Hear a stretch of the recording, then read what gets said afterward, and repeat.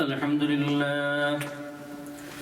لله نحمده ونستعينه ونستغفره ونؤمن به ونتوكل عليه ونعوذ بالله من شرور أنفسنا ومن سيئات أعمالنا من يهد الله فلا مضل له ومن يضلله فلا هادي له ونشهد أن لا إله إلا الله وحده لا شريك له ونشهد أن سيدنا وحبيبنا وسندنا ومولانا محمدا عبده ورسوله قال الله تبارك وتعالى في كلامه المجيد وفرقانه الحميد فأعوذ بالله من الشيطان الرجيم بسم الله الرحمن الرحيم وإذا حكمتم بين الناس أن تحكموا بالعدل إن الله نعم يعظكم به إن الله كان سميعا بصيرا وقال النبي صلى الله عليه وسلم من صلى علي واحدة صلى الله عليه عشرا صلى الله على سيدنا ومولانا محمد وعلى آله وأصحابه وسلم صلى الله على سيدنا ومولانا محمد وعلى آله وأصحابه وسلم সম্মানিত হাজিরিন, আল্লাহ তাবারাক ওয়া তাআলার লক্ষ কোটি শুকর, যিনি আমাদেরকে এশার নামাজ জামাতের সাথে আদায় করার পরে পবিত্র কোরআনের মাহফিলে বসার সুযোগ করে দিয়েছেন। এজন্য দিল থেকে শুকর আদায় করি আলহামদুলিল্লাহ। আজকে আমি সূরা নিসার 58 নম্বর আয়াত থেকে নিয়ে 63 নম্বর আয়াত পর্যন্ত আলোচনা করব ইনশাআল্লাহ। 58 নম্বর আয়াতের প্রথম অংশে আল্লাহ আমানত রক্ষা করার কথা বলেছেন, যে বিষয়ে আমরা গতদিন আলোচনা করেছি।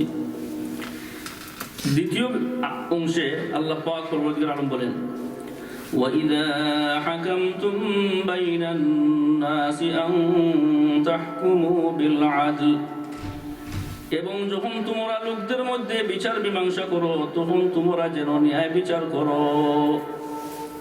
এই আয়াতে আল্লাহ পাক পরবর্তীকার আলম আমাদেরকে ন্যায় বিচার করার জন্য নির্দেশ দিয়েছেন। বিশেষ করে যারা বিচার কার্যে নিয়োজিত থাকেন, কাজী, হাকিম, ম্যাজিস্ট্রেট বা গ্রাম্য সালিস, যারা মানুষের মধ্যে বিচার কার্য পরিচালনা করেন, তাদের প্রতি নির্দেশ হচ্ছে যে বিচার কার্য পরিচালনা করার ক্ষেত্রে তোমরা যেন ন্যায় ইনসাফের প্রতি লক্ষ্য রাখো, কোনোভাবে অন্যায় যাতে না করো। সমাজে শান্তি প্রতিষ্ঠা করার জন্য ন্যায় ইনসাফ প্রতিষ্ঠা করা খুবই প্রয়োজন। যদি ন্যায় ইনসাফ প্রতিষ্ঠা না করা হয়, সুষ্ঠু বিচার কার্য পরিচালনা করা না হয়, তাহলে দিন দিন অপরাধ শুধু বাড়তেই থাকবে। যতই ওয়াজ করা হোক আর যতই সুন্দর সুন্দর গুলি গুলানো হোক, সমাজ থেকে অপরাধ দমন করা সম্ভব হবে না। সমাজের শান্তি প্রতিষ্ঠা করার জন্য প্রথম কাজ হচ্ছে যে ন্যায় ইনসাফ প্রতিষ্ঠা করতে হবে। যার যতটুকু পাওনা তাকে ততটুকু দিতে হবে, যে দোষী তাকে দোষী বলতে হবে, যে নির্দোষ তাকে নির্দোষ বলতে হবে। এই বিচার কার্য পরিচালনা করার ক্ষেত্রে কোনো ধরনের পক্ষপাতিত্ব করা যাবে না। চাই সে ব্যক্তি আপনার আত্মীয় হোক, আপনার পিতা হোক, আপনার মা হোক, আর নিজের দলের লোক হোক, কারো পক্ষপাতিত্ব অবলম্বন করা যাবে না। বরঞ্চ সাক্ষী প্রমাণের ভিত্তিতে যে দোষী তাকে দোষী বলতে হবে, যে নির্দোষ তাকে নির্দোষ বলতে হবে, যার প্রাপ্য তার প্রাপ্য দিয়ে দিতে হবে। এটা হচ্ছে আল্লাহর পক্ষ থেকে সমস্ত মানব জাতির প্রতি নির্দেশ। যারা ন্যায় ইনসাফের ভিত্তিতে বিচার কার্য পরিচালনা করে তাদের জন্য কি রিওয়ার্ড রয়েছে, কি পুরস্কার রয়েছে, এই আয়াতের তাফসিরে ইবনে কাসিরের মধ্যে একটি হাদিস উল্লেখ করেছেন যে একদিনের ন্যায় বিচার 40 বছরের ইবাদতের সমান। আর একটু জোরে বলেন সুবহানাল্লাহ। আমরা কয়জন এই সামর্থ্য রাখি যে 24 ঘন্টা আমরা ইবাদত করতে পারবো? আমাদের এই সামর্থ্য আছে? নাই। দিন রাত 24 ঘন্টা ইবাদত করার আমাদের সামর্থ্য নেই। এখন 24 ঘন্টা তো দূরের কথা, হাদিসে বলা হয়েছে যে 40 বৎসর ইবাদতের সমপরিমাণ সওয়াব পাবেন যদি বিবাদীয় বিষয়ে আপনি ন্যায় ইনসাফের ভিত্তিতে সমাধান করতে পারেন। কোনো শর্ত উল্লেখ করা হয় নাই যে কাজী যদি এই ফয়সালা করে তাহলে ওনার জন্য এই রিওয়ার্ড, বরঞ্চ আমভাবে বলা হয়েছে যে কোনো মানুষ, দুইজন মানুষের মধ্যে একটা সমস্যা দেখা দিছে, দুই ভাইয়ের মধ্যে একটা সমস্যা দেখা দিছে, ঘরের দুই সতীনের মধ্যে একটা সমস্যা দেখা দিছে, আপনাকে আল্লাহ ব্রেইন দিয়েছেন, আপনাকে দেখানো হয়েছে, আপনি ন্যায় এবং ইনসাফের ভিত্তিতে যদি তাদের মধ্যে সমাধান করে দেন, সাথে সাথে 40 বছর ইবাদত করলে যতটুকু সওয়াব তার সমপরিমাণ সওয়াব পাবেন। একটু জুড়ে বলেন সুবহানাল্লাহ। পাশাপাশি যদি আপনি ন্যায় ইনসাফ রক্ষা না করেন তাহলে আল্লাহ বলেন ইন্নাল্লাহা কানা সামিআন বাসীরা, আল্লাহ শ্রবণকারী, পরিদর্শনকারী। আল্লাহ সব কিছু দেখতেছেন, সব কিছু পরিদর্শন করতেছেন, সব কিছু সম্পর্কে আল্লাহর জ্ঞান রয়েছে। আল্লাহ হুঁশিয়ারি দিচ্ছেন যে যদি মানুষের মধ্যে ইনসাফ রক্ষা না করা হয়, অন্যায়ভাবে ফয়সালা করা হয়, তাহলে কিয়ামতের দিন আল্লাহ ছাড় দিবেন না, তোমার কাছ থেকে পাই পাই আল্লাহ আদায় করে নেবেন। দেখেন ইসলামের বিচার ব্যবস্থা। নবী করিম সাল্লাল্লাহু আলাইহি ওয়াসাল্লাম যখন মক্কা বিজয়ের পরে রাষ্ট্রপ্রধান হইলেন, একদিকে রাষ্ট্রপ্রধান, আবার তিনি নিজে আবার প্রধান বিচারক। যেহেতু তিনি প্রধান বিচারক, এই জন্য আল্লাহর রসুল সাল্লাল্লাহু আলাইহি ওয়াসাল্লামের কাছে একটি মোকদ্দমা আসলো যে এক মহিলা সে চুরি করেছে, তার নাম হচ্ছে ফাতিমা। এই মহিলা হচ্ছে মাখজুম গোত্রীয় মহিলা। মাখজুম গোত্র হচ্ছে কুরাইশদের ওই একটা অংশ, এবং সাক্ষী প্রমাণের ভিত্তিতে এই মহিলা যে দোষী তা প্রমাণিত হয়ে গেছে। এখন চিন্তা করে দেখেন, ইসলামিক সমাজ ব্যবস্থা চলতেছে, বিচার ব্যবস্থা। ইসলামের নির্দেশনা হচ্ছে কোনো পুরুষ অথবা নারী যদি চুরি করে এবং সাক্ষী প্রমাণের ভিত্তিতে তা যদি প্রমাণিত হয় তাহলে তার শাস্তি কি? হাত কাটা হবে। এখন তো তার হাত কাটা যাবে। এখন কুরাইশদের নেতৃস্থানীয় যারা লোক ছিল তারা ভীষণ চিন্তার মধ্যে পড়ল যে এই মহিলাটা তো আমাদের বংশের লোক, এখন যদি তার হাত কাটা যায় তাহলে লজ্জা শুধু তার হবে না, এই অপমান গোটা কুরাইশবাসীর হবে, এবং সমাজে আমরা মুখ দেখাইতে পারবো না, আমাদের নাক কান কাটা যাবে। এজন্য তারা ভীষণ চিন্তিত হইয়া চিন্তা করলো যে এর সমাধান কেমনে করা যায়। তারা একটা পথ অবলম্বন করলো। আল্লাহর রসুল সাল্লাল্লাহু আলাইহি ওয়াসাল্লামের কাছে এই বিষয়টা, এই ইনফরমেশনটা দেওয়ার জন্য চিন্তা করলো যে কাকে দিয়ে এই ইনফরমেশনটা দেওয়া যায়। আল্লাহর রসুলকে বোঝানোর দরকার যে এই মহিলাটা কুরাইশ বংশের, রসুলও তো কুরাইশ বংশের, তাহলে হয়তো রসুল একটু কনসিডার করতে পারেন, এটা ছিল তাদের ধারণা। এবং এই মেসেজটা কে পৌঁছাইবে এই সাহস তো কারণ নাই, না আবু বকরের আছে না উমরের আছে, কারো এই সাহস নেই। সবাই চিন্তা করে দেখলেন, আচ্ছা একটা কাজ করি, আল্লাহর রসুল উসামাকে খুব ভালোবাসেন, আল্লাহর রসুলের নাতি উসামা। সবাই ওনাকে বললেন যে তুমি হচ্ছে হুব্বে রসুল, রসুলের ভালোবাসার পাত্র, তুমি যদি কোনো আবদার নিয়ে যাও তাহলে রসুল কখনো তোমাকে ফিরিয়ে দিবেন না। তুমি শুধু আল্লাহর রসুলের কাছে গিয়ে এই কথাটা বলিও যে দাদা গো, যে মহিলাকে আপনি শাস্তি দিবেন এই মহিলাটা হচ্ছে কিন্তু কুরাইশ বংশের মহিলা, এতটুকু বলিয়া তুমি চলে আসো। হযরত উসামা বিন যায়েদ রাদিয়াল্লাহু আনহু খুব কাছে আল্লাহ রসুলের কাছে গিয়া গলার মধ্যে জড়াইয়া ধরিয়া এখানে খানের সাথে খান লাগাইয়া বললেন, দাদা গো, এই যে মেয়ে, এই মেয়েটা হচ্ছে কিন্তু আমাদের ওই বংশের মেয়ে, কুরাইশ বংশের মেয়ে। আল্লাহর রসুল যখন এই কথাটা শুনছেন, সাথে সাথে আল্লাহর রসুলের চেহারা মুবারক পরিবর্তন হয়ে গেছে, লাল বর্ণ ধারণ করে গেছে। আল্লাহর রসুল বুঝতে পারলেন যে এই কথাটা কিন্তু উসামার কথা নয়, এই কথাটা শিখানো কথা। আর শিখানো কথার উদ্দেশ্যটা হচ্ছে কি, স্বজন প্রীতি করা, এবং সেই স্বজন প্রীতিটা তারা আমার মাধ্যমে করাই নিতে চায়। আল্লাহ রসুল বললেন যে আমি ভাষণ দিব। আল্লাহ রসুল যখন ভাষণ দিবেন, সবার মধ্যে কি আগ্রহ জন্মিল, সবাই এখানে মিম্বরের খুব কাছাকাছি এসে বসলেন। আল্লাহ রসুল হামদ এবং নাত পড়ার পরে আল্লাহর প্রশংসা করার পরে বললেন যে শুনো, অতীতে অনেক জাতি ধ্বংস হয়ে গেছে একটা কারণে, আর এই কারণটা ছিল স্বজনপ্রীতি। যখন তাদের মধ্যে কোনো ধনী শ্রেণীর মানুষ, কোনো অভিজাত পরিবারের লোক অপরাধ করত, তার বিচার হতো না, তাকে পার করিয়ে দেওয়া হতো। আর যখন কোনো গরিব মানুষ অপরাধ করত, তার উপরে 1 গুণ 2 গুণ 3 গুণ পর্যন্ত শাস্তি দেওয়া হতো। শরীয়তের যত হুকুম আছে সমস্ত হুকুম তার উপর প্রয়োগ করা হতো। এজন্য আল্লাহ পাক পরবর্তীকালে আলম বহু জাতিকে ধ্বংস করে দিয়েছেন। এবার আল্লাহ রসুল বলেন শুনো, লাউ আন্না ফাতিমাতা বিনতে মুহাম্মদ সারাকাত লাকাতআতু ইয়াদাহা। আল্লাহ রসুল সাল্লাল্লাহু আলাইহি ওয়াসাল্লাম বলেন, শুনে রাখো হে কুরাইশবাসী, যদি এই মহিলাটা ফাতিমা বিনতে মখজুম না হইয়া আমি মুহাম্মদের মেয়ে ফাতিমা হইতো এবং তারও চুরি প্রমাণিত হইতো, তাহলে নির্দ্বিধায় আমি তার হাত কেটে দিতাম। জুড়ে বলুন সুবহানাল্লাহ। এই ছিল ইসলামের বিচার ব্যবস্থা। কিন্তু দুঃখজনকভাবে সত্য, সেই বিচার ব্যবস্থা আজকে আমাদের সমাজে নেই। না আছে? নাই। মুসলিম সমাজে সেই বিচার ব্যবস্থা নাই। ধনীরা অপরাধ করলে, সরকার দলীয় লোক অপরাধ করলে কোটি কোটি টাকা জনগণের কাছ থেকে লুণ্ঠন করিয়া, মানুষের রক্ত শুষিয়া বিশ্বের বিভিন্ন ব্যাংকে জমা রাখতেছে, তাদের কোনো বিচার হয় না।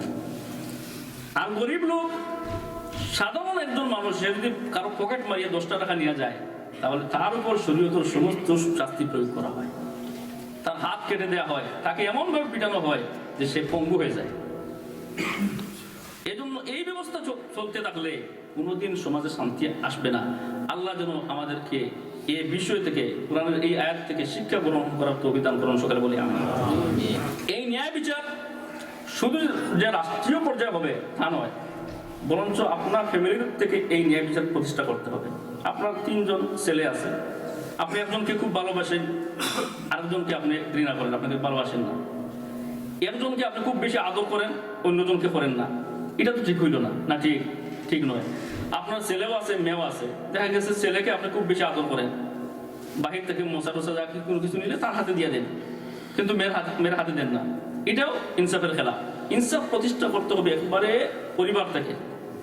আপনার যদি একাধিক স্ত্রী থাকে, তাহলে একাধিক স্ত্রীর মধ্যে সমতা রক্ষা করতে হবে। যদি সমতা রক্ষা না করেন, তাহলে রাসূল করিম সাল্লাল্লাহু আলাইহি ওয়াসাল্লাম বলেছেন যে কিয়ামতের দিন এক ব্যক্তি এমনভাবে দাঁড়া হবে, সে গাল সোজা করে দাঁড়া হতে হবে না, তার এক সাইড নিচ দিকে দাবিত থাকবে। কোন ব্যক্তি? যে ব্যক্তির একাধিক স্ত্রী রয়েছে এবং সেই একাধিক স্ত্রীর মধ্যে সে সমতা রক্ষা করে না, ইনসাফ রক্ষা করে না, একজনকে বেশি ভালোবাসে আর একজনকে কম ভালোবাসে। আল্লাহ পাক রব্বুল আলামিন যেন আমাদেরকে সকল বিষয়ে ইনসাফ প্রতিষ্ঠা করার তৌফিক দান করেন। সামনে আল্লাহ বলেন, ইয়া আইয়ুহাল্লাযীনা আমানু আতিউল্লাহ ওয়া আতিউর রাসূল ওয়া উলিল আমরি মিনকুম فإن تنازعتم في شيء فردوه إلى الله والرسول إن كنتم تؤمنون بالله واليوم الآخر। হে ঈমানদারগণ, তোমরা আল্লাহর আনুগত্য করো এবং রাসূলের আনুগত্য করো এবং তোমাদের মধ্যে যারা আদেশদাতা তাদেরও আনুগত্য করো। এই আয়াতে কাদের আনুগত্য করতে হবে, কাদের নির্দেশনা মানতে হবে, সে বিষয়ে আল্লাহ স্পষ্ট তুলে ধরেছেন। প্রথম বলা হয়েছে যে তোমরা আল্লাহর আনুগত্য করো, দ্বিতীয় বলা হয়েছে যে তোমরা রাসূলের আনুগত্য করো, তৃতীয় পর্যায়ে বলা হয়েছে যে তোমাদের মধ্যে যারা উলিল আমর তাদের আনুগত্য করো। প্রথম যে 2টা বিষয়, এই 2টা বিষয় ব্যাখ্যা করার কোনো প্রয়োজন নাই। আল্লাহর আনুগত্য করতে হবে, এটা আমরা সবাই বুঝি। রাসূলের আনুগত্য করতে হবে, এটা আমরা সবাই বুঝি। আল্লাহর এবং রাসূল সাল্লাল্লাহু আলাইহি ওয়াসাল্লামের আনুগত্য করতে হবে শর্তহীনভাবে। চাই বিষয়টা আপনার পক্ষে যাক অথবা বিপক্ষে যাক, বুঝে আসুক অথবা না আসুক, আল্লাহর নির্দেশ চলে আসছে, রসুলের নির্দেশ চলে আসছে, আপনাকে মানতেই হবে। এতে যদি না মানেন তাহলে আর আপনি মুসলমান থাকতে পারবেন না, আপনি মুরতাদ হয়ে যাবেন। তৃতীয় পর্যায়ে বলা হয়েছে যে তোমাদের মধ্যে উলিল আমর যারা, তোমরা তাদের আনুগত্য করো। উলিল আমর কারা, বিষয়টা খুব ভালো করে ডিপলি বোঝার জন্য চেষ্টা করবেন। উলিল আমরের ব্যাখ্যায় সাহাবায়ে কেরামদের পক্ষ থেকে দুটি মতামত পাওয়া যায়। একটি মতামত হচ্ছে যে মুসলিম শাসকগণ, মুসলিম শাসক যারা, তারা হচ্ছে উলিল আমর, তাদের নির্দেশনা মানতে হবে, তাদের আনুগত্য করতে হবে। এটা হচ্ছে হযরত আবু হুরায়রা রাদিয়াল্লাহু আনহু সহ একদল সাহাবাদের অভিমত। অপরদিকে হযরত ইবনে আব্বাস, মুজাহিদ রহমতুল্লাহ আলাইহি এবং হাসান বসরি রহমতুল্লাহ আলাইহি সহ সংখ্যাগরিষ্ঠ সাহাবায়ে কেরাম এবং ফুকাহাদের মতামত হচ্ছে উলিল আমর হচ্ছেন আলিমগণ, ফুকাহাগণ। আলিমগণের আনুগত্য করতে হবে, ফকিহ যারা তাদের আনুগত্য করতে হবে। এখন আমরা প্রথম বিষয়ের দিকে চলে যাই। যারা বলছেন যে মুসলিম শাসকের আনুগত্য করতে হবে, মুসলিম শাসকের আনুগত্য কতক্ষণ পর্যন্ত করতে হবে এবং এই আনুগত্য করাটা ফরজ না ওয়াজিব না সুন্নত, বিষয়টা জানার প্রয়োজন। মুসলিম শাসক যদি ন্যায়সঙ্গতভাবে জনগণকে পরিচালনা করেন, মানুষের মধ্যে যদি ন্যায় ইনসাফ প্রতিষ্ঠা করার জন্য উনি নির্দেশনা দেন, দেশের শান্তি শৃঙ্খলা করার জন্য যদি উনি কোনো পদক্ষেপ নেন, তাহলে এই শাসকের আনুগত্য করা প্রত্যেক মুসলমানের জন্য ফরজ। যদি তার আনুগত্য না করেন তাহলে আপনাকে কঠোর শাস্তি গ্রহণ করতে হবে কিয়ামতের দিন, আপনার জন্য ভয়ঙ্কর হুঁশিয়ারি রয়েছে। কিন্তু এই মুসলিম শাসক যদি কোরআনের বিরুদ্ধে কোনো ফয়সালা করেন, হাদিসের বিরুদ্ধে কোনো ফয়সালা করেন, অথবা মানুষের প্রতি জুলুম করার জন্য যদি কোনো নির্দেশনা দেন, তখন তার আনুগত্য করা যাবে না। এবং শুধু আনুগত্য করা যাবে না তাই শেষ নয়, বরঞ্চ তার বিরুদ্ধে বিদ্রোহ করা ওয়াজিব। রাসূল করিম সাল্লাল্লাহু আলাইহি ওয়াসাল্লাম হাদিসে বলেন, আ'যামুল জিহাদ কালিমাতু হাক্কিন ইনদা সুলতানিন জাইর। জালিম শাসকের বিরুদ্ধে সত্য কথা বলা সর্বোত্তম জিহাদ। যে জালিম শাসক মানুষের উপর জুলুম করে, কোরআনের বিরুদ্ধে ফয়সালা দেয়, হাদিসের বিরুদ্ধে ফয়সালা দেয়, ইসলামের বিরুদ্ধে কোনো পদক্ষেপ নেয়, তার বিরুদ্ধে যদি আপনি কথা না বলেন তাহলে আপনি ঈমানি দায়িত্ব পালন করতেছেন না, বরঞ্চ তার বিরুদ্ধে যদি আপনি সোচ্চার হইয়া কথা বলেন তাহলে সর্বোত্তম জিহাদকারী হচ্ছেন আপনি। কারণ জালিম তার রক্তচক্ষুকে উপেক্ষা করে কেউ যদি কথা বলে না, তাহলে জুলুম দিন দিন বাড়তে থাকবে, আর মজলুম নির্যাতিত মানুষ দিন দিন শুধু নির্যাতিতই হতে থাকবে। এই মর্মে আমি আপনাদেরকে একটা ঘটনা শোনাই।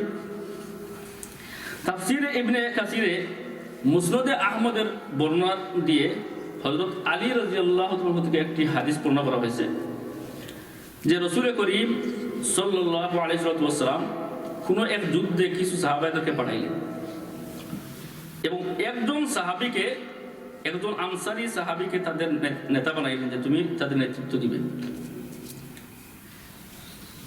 কোনো এক পর্যায়ে এই নেতা এবং ওনার অনুগত যারা সৈন্য ছিল তাদের মধ্যে একটা বিরোধ দেখা দিল। এই বিরোধ দেখা দেওয়ার কারণে ওই নেতা যিনি ছিলেন উনি ভীষণ ক্ষুব্ধ হইয়া বললেন যে তোমাদেরকে আল্লাহ রসুল কি বলেন নাই আমার আনুগত্য করতে? তারা বললেন হ্যাঁ, আল্লাহ রসুল বলছেন আপনার আনুগত্য করতে। এই সুযোগটা উনি কাজে লাগাইয়া করলেন কি দেখেন, উনি বললেন যে ঠিক আছে কিছু কাঠ জমা করো। কাঠ বুঝেন, আমরা সিলেটি ভাষা তো লাকড়ি বলি, কাঠ। এই কাঠ জমা করানো হইল। জমা করানোর পরে এই কাঠের মধ্যে উনি আগুন লাগাই দিলেন। আগুন লাগাইয়া বললেন তোমরা সবাই এই আগুনের মধ্যে চাপ দিয়ে পড়ো। যদি বলেন নাউযুবিল্লাহ। এবং ওনার অধীনস্থ সাহাবী যারা ছিলেন তারা ভীষণ চিন্তার মধ্যে পড়লেন যে কিভাবে আগুনের মধ্যে জাপ দেওয়া যায়।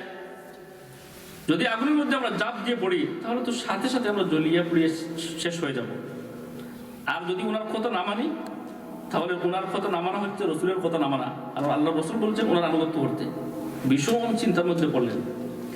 তখন একজন যুবক দাঁড়িয়ে বলল, হে পায়না, শুনো, তোমরা যে ইসলাম গ্রহণ করেছো আগুনে জ্বলার জন্য না আগুন থেকে বাঁচার জন্য? আপনারা বলেন কি? আগুন থেকে বাঁচার জন্য। আমরা ইসলাম গ্রহণ করেছি আগুন থেকে বাঁচার জন্য, আর উনি বলছেন আমাদেরকে আগুনে পড়ার জন্য। ঠিক আছে, আমরা প্রয়োজনে আগুনে পড়বো, তবে এর আগে আল্লাহ রসুলকে আমরা জিজ্ঞাসা করবো বিষয়টা। এই বলিয়া ওনারা সবাই রসুলের কাছে চলে আসলেন।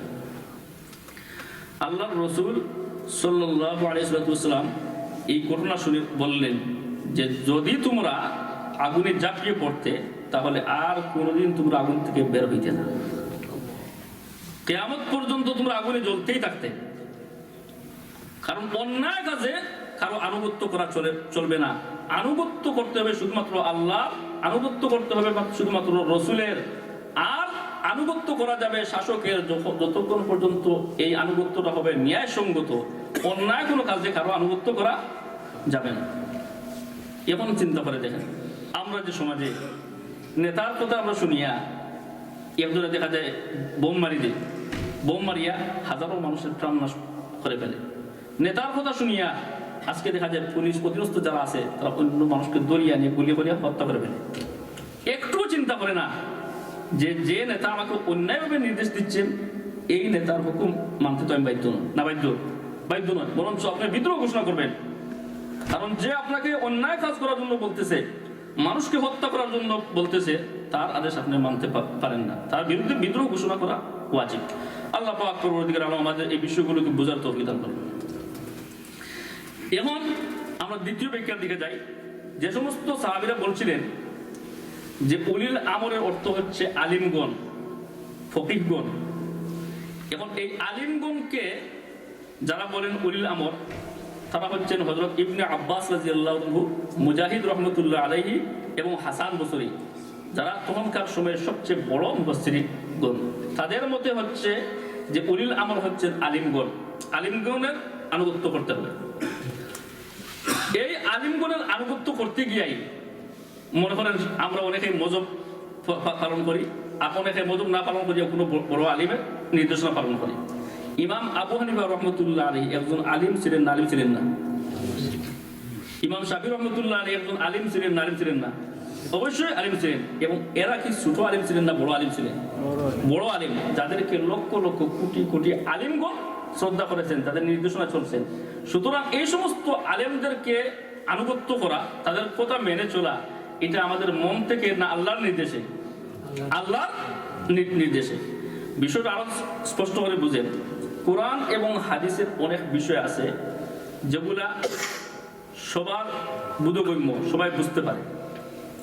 আবার কিছু বিষয় আছে যেগুলো সবার বিষয় বুঝে আসে না, সেগুলো বোঝার জন্য ব্যাখ্যার প্রয়োজন হয়, তাফসীরের প্রয়োজন হয়, অন্যের নির্দেশনা নিতে হয়। এই প্রয়োজন যে শুধু আমরা তা নয়, বরঞ্চ সাহাবীদেরও প্রয়োজন ছিল। সাহাবা সবাই ছিলেন আরববাসী, তার আরব ভাষায় কথা বলতেন। কোরআন নাযিল হয়েছে আরবি ভাষায় না অন্য কোনো ভাষায়? আরবি ভাষায়। এবং তারা যে সময় কোরআন নাযিল হয়েছে সেই সময়কার মানুষ সব কিছু তাদের জানা ছিল, কিন্তু এরপরেও বিভিন্ন সময়ে কোরআনের মর্ম উদ্ঘাটন করতে তারা ব্যর্থ হয়েছে। যেমন একটা উদাহরণ দিই আমি আপনাদেরকে। কোরআনে যখন আল্লাহ এই আয়াত নাযিল করলেন, ইয়া আইয়ুহাল্লাযীনা আমানু কু আনফুসাকুম ওয়া আহলিকুম নারা, হে ঈমানদারগণ তোমরা নিজে জাহান্নাম থেকে বাঁচো এবং তোমাদের পরিবার পরিজন যারা আছে তাদেরকেও জাহান্নাম থেকে বাঁচাও। এই আয়াত নাযিল হওয়ার পরে উমর ফারুক রাদিয়াল্লাহু তাআলা আনহু আল্লাহর রাসূলের কাছে গেলেন, বললেন, ইয়া রাসূলুল্লাহ, আমরা নিজে কিভাবে জাহান্নাম থেকে বাঁচবো সেটা তো আমরা বুঝি। কিভাবে বুঝি? যে আল্লাহর আদেশ মানবো আর আল্লাহর নিষিদ্ধ বস্তু থেকে আমরা বিরত থাকবো, এইভাবে তো আমরা বুঝি কিভাবে নিজে জাহান্নাম থেকে বাঁচতে হবে। কিন্তু পরিবার পরিজনকে, যারা আমাদের অধীনস্থ, তাদেরকে আমরা কিভাবে জাহান্নাম থেকে বাঁচাইবো সে বিষয়টা তো আমার বুঝে আসে না। তখন আল্লাহর রাসূল বললেন, আল্লাহ যত কাজ করতে তোমাদেরকে নির্দেশ দিয়েছেন তাদেরকেও তত কাজ করতে তোমরা নির্দেশ দিবে, যত কাজ করতে আল্লাহ নিষেধ করেছেন তাদেরকেও তত কাজ করতে নিষেধ করবে। এই আদেশ নিষেধের মাধ্যমে তোমরা তাদেরকে জাহান্নাম থেকে বাঁচাইবে। তাহলে কোরআন বোঝার জন্য সাহাবাগণ রসুলের কাছে গেছেন না গেছেন। যখন রসুল চলে গেলেন দুনিয়া থেকে, তখন এক সাহাবি অপর সাহাবির কাছ থেকে কোরআনের মর্ম বুঝতেন। সাধারণ সাহাবিগণ হযরত ইবনে আব্বাস রাদিয়াল্লাহু আনহুর কাছে, হযরত ইবনে মাসউদ রাদিয়াল্লাহু আনহুর কাছে, ইবনে ওমর রাদিয়াল্লাহু আনহুর কাছে গিয়া কোরআনের বিভিন্ন আয়াতের তাফসীর জিজ্ঞেস করতেন এবং ওনারা যেভাবে বলতেন এই মর্ম তারা বুঝিয়ে নিতেন। সাহাবীদের যুগের পরে তাবেঈনের যুগে, তবে তাবেঈনের যুগে আলিমগণ যারা কোরআন হাদিস বুঝতেন, কিন্তু যখন কোনো জটিল বিষয় তাদের সামনে চলে আসতো, তখন তাদের চাইতে যারা বেশি বুঝেন তাদের কাছে যাইতেন এবং এই বিষয়গুলোর জ্ঞান অর্জন করার জন্য চেষ্টা করতেন। এখন কথা হচ্ছে যে আলিমদের মধ্যে যদি কোনো বিষয়ে বিরোধ দেখা দেয়, আলিমদের কথা তো মানব বুঝলাম, আলিমদের মধ্যে বিরোধ দেখা দিল। এক আলিম বলছেন যে নামাজে তুমি নাভির নিচে হাত বাঁধো, আর অপর আলিম বলছেন যে নামাজে তুমি বুকের উপরে হাত বাঁধো। এক আলিম বলছেন যে নামাজে মুক্তদি যিনি থাকবেন উনি সূরা ফাতিহা পড়তে পারবেন না। অপর আলিম বলছেন যে নামাজে সূরা ফাতিহা না পড়লে নামাজই হবে না। তখন আমরা সাধারণ মানুষ কোথায় যাব, কি করব? তার আনসার আল্লাহ কোরআনে দিয়েছেন। আল্লাহ বলেন, فَإِن تَنَازَعْتُمْ فِي شَيْءٍ فَرُدُّوهُ إِلَى اللَّهِ وَالرَّسُولِ إِن كُنتُمْ تُؤْمِنُونَ بِاللَّهِ وَالْيَوْمِ الْآخِرِ। যদি তোমাদের মধ্যে কোনো বিষয় নিয়ে মতবিরোধ দেখা দেয়, তখন তোমাদের কাজ হচ্ছে ফারুদ্দুহু ইলাল্লাহি ওয়ার রাসূল, তোমরা আল্লাহ এবং রাসূলের দিকে ফিরে আসবে যদি তোমরা ঈমানদার হয়ে থাকো এবং পরকালে তোমরা বিশ্বাস স্থাপনকারী হয়ে থাকো। তাহলে আলিমদেরকে মানতে হবে, ইমামদেরকে মানতে হবে, কিন্তু যদি কোনো বিষয়ে মতবিরোধ দেখা দেয় তখন আমাদেরকে মূলের দিকে দৌড় দিতে হবে। মূল কোনটা? কোরআন এবং হাদিস। এই কোরআন এবং হাদিস থেকে সরাসরি সমাধান নেওয়ার যাদের যোগ্যতা আছে তারা কোরআন থেকে সমাধান নেবে। যেমন অনেক বিষয় দেখা গেছে যে এক ইমাম এক ধরনের ফতোয়া দিয়েছেন, কিন্তু ওনার ছাত্র উনিও মুজতাহিদ, উনিও কোরআন হাদিস থেকে সরাসরি জ্ঞান অর্জন করতে সক্ষম, উনি পরবর্তীতে এই সিদ্ধান্ত না মেনে অন্য সিদ্ধান্ত অনুযায়ী আমল করেছেন। এটাই সঠিক। যদি আপনি কোনো বিষয় বুঝেন যে এইটা কোরআন সম্মত নয় বা হাদিস সম্মত নয় বা এইটার চাইতে অন্যটা বেশি গ্রহণযোগ্য, তখন আপনি কোরআন এবং হাদিস অনুযায়ী আমল করবেন।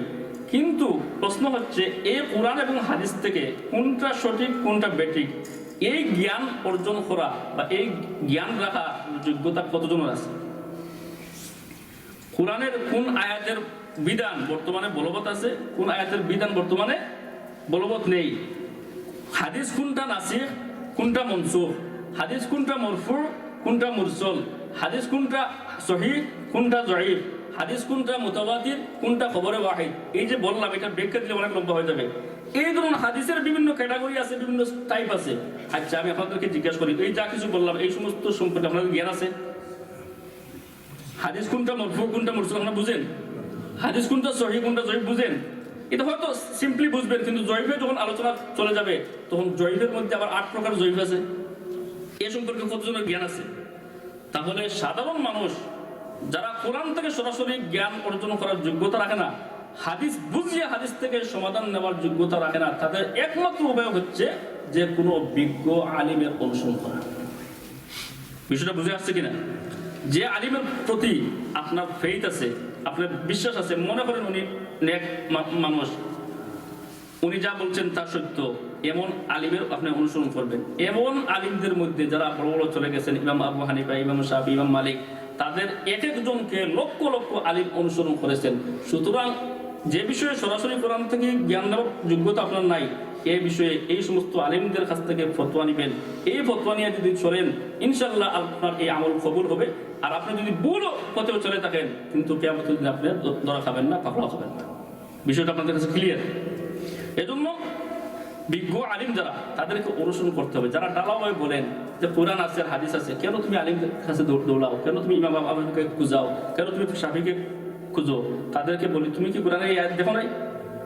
কোরআন সরাসরি বলছে ও উলিল আমর, আল্লাহর আনুগত্য করো, রাসূলের আনুগত্য করো, এবং তোমাদের মধ্যে যারা আদেশদাতা ধর্মীয় বিষয়ে জ্ঞান রাখে তাদের আনুগত্য করো। তাহলে আমি যে বিষয়ে বুঝি না সে বিষয়ে বোঝার জন্য কি আমি যেতে পারি না? শুধু যাইতে পারি না তা নয়, বরঞ্চ এটা আমার আল্লাহর নির্দেশ, ফাসআলু আহলা যিকরি ইন কুনতুম লা তা'লামুন।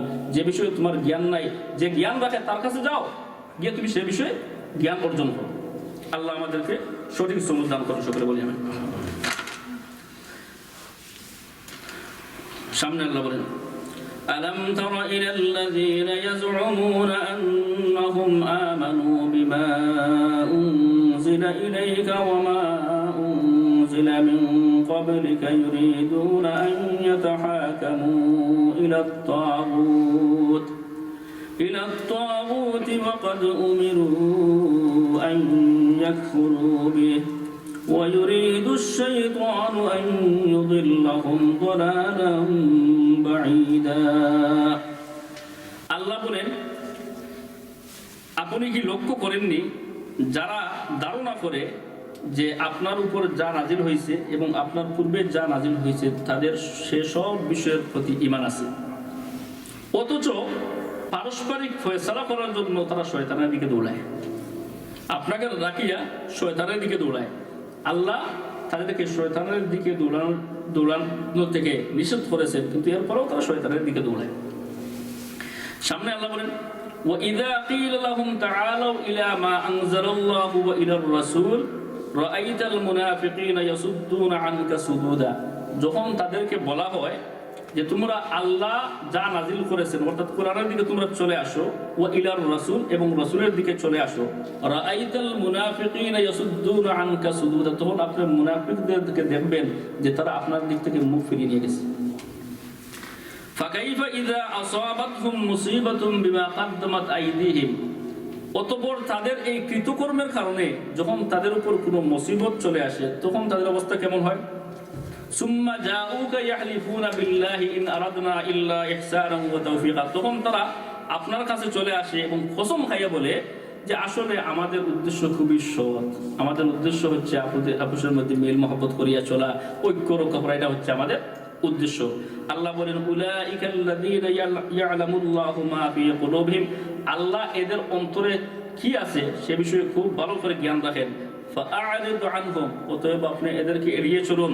ওয়াইজহুম ওয়াকুল লাহুম ফি আনফুসিহিম কাওলান বালিগা, এবং এদেরকে আপনি সৎ উপদেশ দেন, এমন সুন্দর কথা বলেন যে কথাগুলো তাদের প্রাণ জুড়ে যায়। বিষয়টা বুঝবেন, একটু খেয়াল করি। প্রথম কথা হচ্ছে, কিছু মানুষ আছে এমন যারা বুক ফুলিয়ে বলে যে আমরা কোরআন মানি, হাদিস মানি, রাসূল মানি, সব কিছু মানি, কিন্তু কোনো বিষয় যখন চলে আসে তখন আর কোরআনের ফয়সালা নিতে রাজি নয়। এমন মানুষ আপনার সমাজে নাই? আছে। এই সাহাবীদের জমানায় ছিল। একটি ঘটনা আমি আপনাদেরকে শোনাই। এক ব্যক্তি নামদারি মুসলমান, তার নাম হচ্ছে বিশর, আর অপর এক ইহুদি। এই বিশর আর ইহুদি দুইজনের মধ্যে কোনো এক বিষয়ে বিরোধ দেখা দিচ্ছে। এই বিরোধ দেখা দেওয়ার পরে এখন এই বিরোধের ফয়সালা কে করবেন? তাদের মধ্যে কথা কাটাকাটি হচ্ছিল। এই নামদারি মুসলমান যে, সে বললো এক কাজ করো, তোমাদের ধর্মের যে নেতা কাব ইবনে আশরাফ, সে আমাদের ফয়সালা করে দিবে। আর ইহুদি বলল, না, কাব ইবনে আশরাফের প্রয়োজন নাই, মুহাম্মদ সাল্লাল্লাহু আলাইহি ওয়াসাল্লাম আমাদের মধ্যে ফয়সালা করে দিবেন। বিষয়টা বাহ্যিকভাবে উল্টা না বাঠিও? উল্টা। মুসলমানে চায় ইহুদি ফয়সালা করবে, আর ইহুদি চায় মুসলমানে ফয়সালা করবে। বিষয়টা বাহ্যিকভাবে উল্টা। আসল রহস্যটা হচ্ছে কি, ইহুদি এই বিষয়ে সে ন্যায়ের উপরে প্রতিষ্ঠিত ছিল এবং মুসলমান নামদারি যে, সে অন্যায়ের উপরে প্রতিষ্ঠিত ছিল। ইহুদির এই কথা শুরু আমার ধারণা ছিল যে যদিও আমি অন্য ধর্মের লোক, কিন্তু মুহাম্মদ সাল্লাল্লাহু আলাইহি ওয়াসাল্লাম কখনো পক্ষপাতিত্ব করবেন না, সঠিক বিচারের ফয়সালা করবেন। আর মুসলমানের এই কথা ধারণা ছিল যে যদিও আমি মুসলমান, কিন্তু আল্লাহর রাসূল আমার পক্ষ অবলম্বন করবেন না, তাইলে রাসূলের কাছে বিষয়টা নিয়ে লাভটা কি? তাহলে ইহুদির কাছে নিয়ে যাই, আর ইহুদি যদি আমার উল্টা দেয় তাহলে আমি বলবো ও এত ইহুদি আর কারণে আমার উল্টা ফয়সালা দিয়ে দিচ্ছে। বুঝতেছেন বিষয়টা? এখন এইভাবে কথা কাটাকাটির এক পর্যায়ে উভয় সম্মত হইলেন, ঠিক আছে আল্লাহ রসুলের ফয়সালা করবেন। আল্লাহ রসুলের কাছে যখন এই মুকদ্দমা আসলো, আল্লাহ রসুল সব কিছু জানলেন, জানার পরে ইহুদির পক্ষে ফয়সালা দিয়ে দিলেন। এই ফয়সালা পাওয়ার পরে সে বলল, ইয়া রাসূলুল্লাহ, যে মুসলমান ছিল, সে বলল, ইয়া রাসূলুল্লাহ, আপনি যদি আমাকে অনুমতি দেন তো বিষয়টা আমরা উমরের কাছে নিয়ে যাই। আল্লাহ রাসূল বললেন, বাধা নাই, নিয়ে নিতে পারো। আর অপর পক্ষকেও বুঝাইলো যে আমার তো আপিল করার রাইট আছে, না রাইট নাই? আপিল করার রাইট আছে, যদি একটু সুযোগ দেও তাহলে উমরের কাছে নেই। তার উদ্দেশ্য ছিল, উমর তো কাফিরের প্রতি খুব কঠোর আর মুসলমানদের প্রতি খুব দয়াল। উমর যখন শুনবেন যে সে ইহুদি, আর কিছু লাগবে না, আমার পক্ষে ফয়সালা দিয়ে দেবেন। বিষয়টা নিয়ে উমর রাদিয়াল্লাহু আনহু কাছে নেওয়া হয়েছে। উমর রাদিয়াল্লাহু আনহু কাছে যখন সব কিছু বলা হয়েছে, বলার পরে ইহুদি বলল যে, মাননীয় আদালত, আমার একটা কথা আছে। কি কথা? এই বিষয়টা নিয়ে আমরা ইতিপূর্বে আল্লাহর রাসূলের কাছে গিয়েছিলাম, তিনি আমার পক্ষে রায় দিয়েছেন, সে এ রায় মানে নাই, এজন্য আপনার কাছে নিয়ে আসছে। উমর রাদিয়াল্লাহু আনহু জিজ্ঞাসা করলেন, বিষয়টা কি সত্য? সে বলল, হ্যাঁ সত্য। বলে, ঠিক আছে, তুমি একটু অপেক্ষা করো, তোমার জন্য উত্তম ফয়সালা করে দিচ্ছি। উমর রাদিয়াল্লাহু আনহু ঘরে গেলেন, ঘরে গিয়া একটি খুব ধারালো তরবার নিয়ে আসিয়া এক কুপে গর্দান উড়িয়ে দিতেন। মুসলমান নামদারি দিয়েছিল, তার গর্দন উড়িয়ে দিতেন। এই অবস্থা দেখিয়া ইহুদি যে ছিল বয়ে খালি দোলানো শুরু করছে। আল্লাহু আকবার! মুসলমানের যদি এই অবস্থা আছে, আমার কি অবস্থা হবে? সে দৌড়ে গেছে। অপরদিকে ইহুদির যে নামদারি যে মুসলমান ছিল, তার আত্মীয় স্বজন সবাই আল্লাহ রাসূলকে আসিয়ে ফেলছে, ইয়া রাসূলুল্লাহ, এই কি কাজটা উমর করলেন? একটা ফয়সালা মানলো না আমার ভাই, এজন্য তুমি হত্যা করতে পারেন। রাসূল ভীষণ চিন্তায় পড়ে গেলেন যে বিষয়টা মানছে না, তাইলে আইসিআর গেছে কি? এজন্য তো একজন মুসলমানকে হত্যা করা যায় না। আল্লাহ আয়াত নাযিল করিয়ে জানাই দিলেন যে এটা ছিল না মুসলমান, সে ছিল প্রকৃতপক্ষে কি? মুনাফিক। আর মুনাফিকের উপযুক্ত শাস্তি হচ্ছে গর্দান উড়িয়ে দেওয়া। আল্লাহ বুঝাইলেন যে উমর যে কাজটা করছেন সেটা সঠিক করছেন। এখন আমরা শিক্ষণীয় বিষয়টা কি? আমরা তো মুসলমান দাবি করি, আবার দেখা যায় কোনো বিষয় সমাধান নিতে গেলে আর কোরআনের দ্বারাও নাই, হাদিসের দ্বারাও নাই, আমরা তখন ব্রিটিশ আইন খুঁজি না। তাহলে আমাদের অবস্থাটা কি? আমরা কেমন মুসলমান? নিজেরাই ফয়সালা করেন। দ্বিতীয় কথা হচ্ছে, একেবারে যদি আপনার এক দুশ্মন হয়, তাকে আপনি দুশ্মন হিসেবে জেনে ফেলছেন যে আপনার দুশ্মন, তবুও কোরআন কি বলছে? ওয়াইজহু, তাকে সৎ উপদেশ দেও।